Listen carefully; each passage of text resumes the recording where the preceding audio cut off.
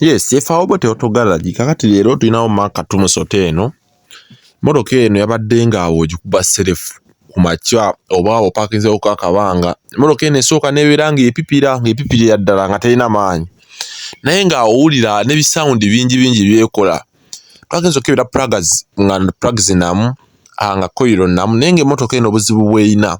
Emmotoka eno eraga eyina weeyisiza empewo era nga oteerako gundi oteerako machine ng'eraga eyina weeriikinga empewo. Naye twagenza ogikeberako emmotoka eno nga baagisumululako kkolo naye kati sooka yalina ekimiro ekifaanana. Ekimiro kyo kyali kiddugala kubanga air cleaner tagikyusiza mu budde. Naye twagenza okukebera emmotoka eno nga kino kya cleaner kuliko buno buswiki bw'empewo nga kaswiki k'empewo baakasumululako kko ne bakazzaako akaseke kamu. Akaseke kamu ne beerabira okukakola ki okukazzaako.